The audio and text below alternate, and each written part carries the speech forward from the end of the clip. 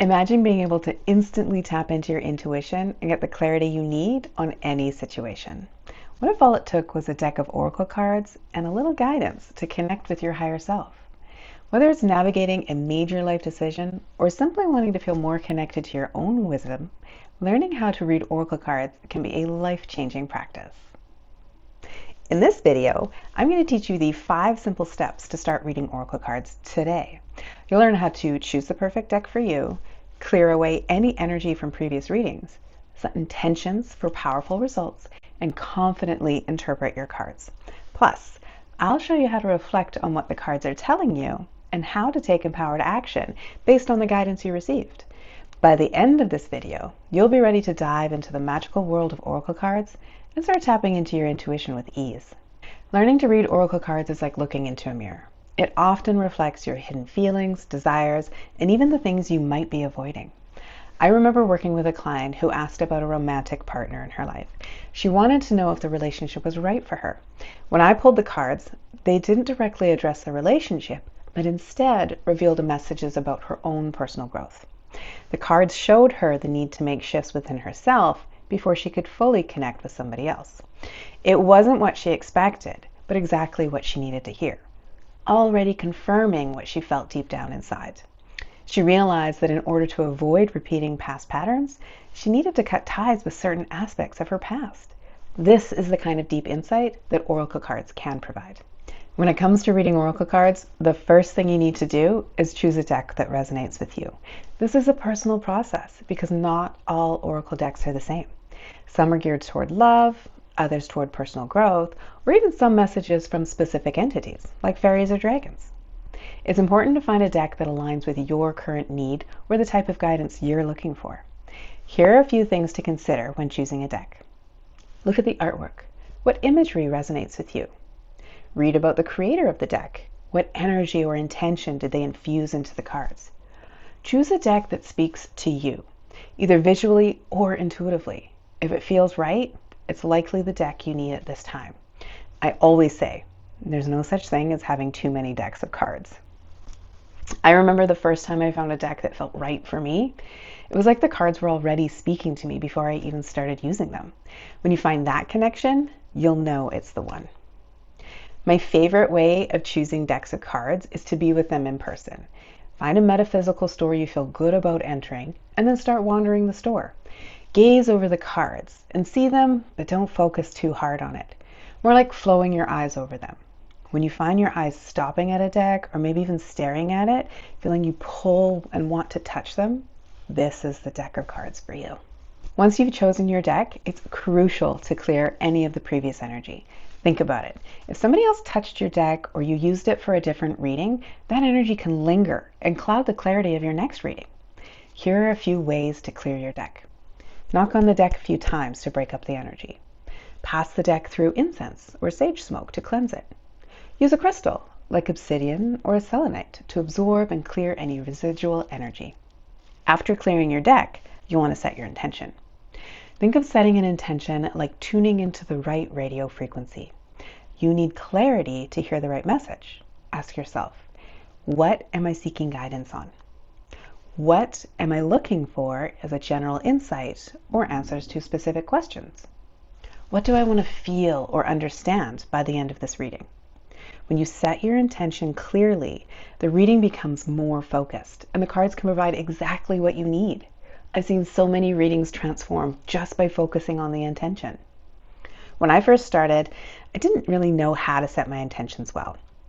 I would simply ask, what message do I need right now? Before drawing the cards.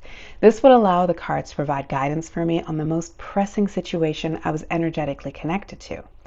This worked for me because even though I would try and hone in on a certain area, the cards would come back with messages about what was causing me the most stress. For example, I would ask the cards, what do I need for my business? But all the cards that came up were about accepting myself for who I am or showing people the real me. This is because although I wanted to know how to grow my business, the thoughts that were most prevalent in my mind were about me and not my business. So what I needed was personal growth. Now I can focus better and set the intention of what area I would like to focus on. Business, family, love, and it allows the cards to flow better for me. Now comes the fun part, shuffling and drawing the cards. This is when you need to let your energy flow into the deck. There's no one right way to shuffle, just really go with whatever feels natural to you. You can shuffle traditionally, just like a set of playing cards. Pay extra attention to any cards that seem to pop out or fall from the deck on their own. These are often the most important messages for you. Whether you choose to follow a specific card spread or draw intuitively, remember that the cards themselves often choose to appear based on the energy of the reading. It's like unlocking a door. Each card is the key, and you decide which ones to pull. Here are some common card spreads you might try. A single card pull for a quick answer. A past, present, and future spread to gain insight into where you've been, where you are, and where you're going. Or a 3-card spread for clarity on a specific question. This is the most exciting and personal part of the reading, interpreting the cards. While each deck does come with a guidebook, your intuition is the most important tool you have. The meaning of each card will vary depending on your feeling, the symbols on the card, and the context of the reading. Here are a few ways to interpret your cards. Start by looking at the main word on the card. How does it make you feel? What part of your life immediately comes to your mind when you connect to that message? Now take a look at the imagery. What stands out to you? What symbols or colors really grab your attention? Finally, use your intuition to connect the dots between the card's imagery, words, and your current situation. Remember, oracle cards are not about strict definitions. It's like decoding a message that's written just for you. One technique I love to share is to note the first word or image that comes to your mind as soon as you see the card.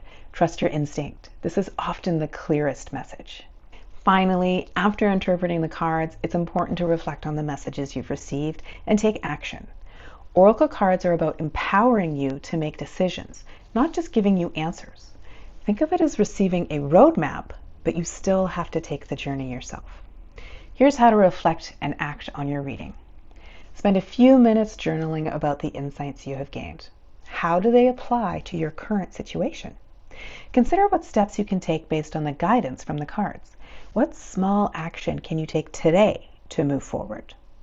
Use the cards as a reminder of your inner wisdom and trust that you're on the right path. I've had clients who use their readings to make major life decisions. It's incredible to see how actions based on oracle card guidance can bring clarity, peace, and even transformation. Oracle cards are one of the tools I use to help guide me while I have a Reiki client. When the client doesn't know how to articulate exactly what they're needing support on, we can call to the energies of the cards to bring clarity. 90% of the time, it's confirmation on what the client is already talking about. And 10%, it's connecting to the missing pieces they need but didn't want to say out loud.